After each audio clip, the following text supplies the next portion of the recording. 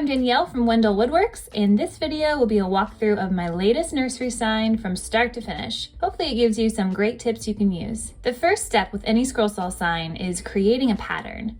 I create mine on Canva, which is a free and user-friendly design website that allows me to create the exact dimensions that I want. In this case, my sign was going to be 24 by 36 inches.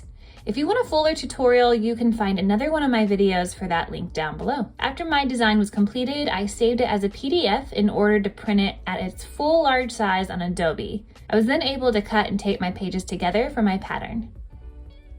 I intended to use a 1/4 inch MDF as backing, but when it wasn't in stock at my local hardware store, I actually opted for a project-sized whiteboard chalkboard that happened to be the exact size I needed and ended up being even cheaper than the MDF that I was looking for. After painting the chalkboard side and framing it, it was time to begin cutting. Because the middle name lays in front of the first name, I wanted to cut that out first and on wood that was a little bit thicker than the wood I'd be using for the first name.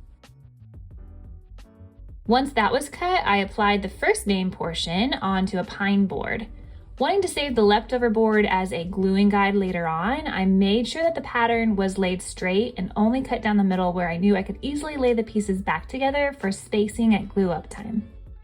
For both names, I chose my favorite blade, a number 5 modified geometry blade from Pegas.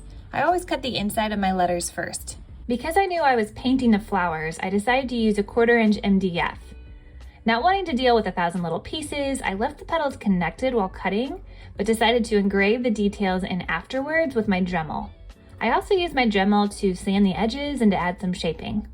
I then primed the flowers with Rust-Oleum Automotive Primer, and then painted with some sample paints and acrylics.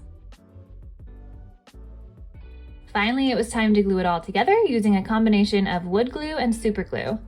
The flowers were easy to align because they all started at the bottom. I chose the spacing by eye and didn't feel the need to follow the pattern exactly. The spacing for the name, however, is much more important. That's why I decided to keep the pine board as a guide. Once I had the correct spacing, I was able to just drop the letters in. What do you think? Thanks for watching. If you're interested in another nursery sign tutorial, you can find one right here in the right-hand corner. Happy scrolling!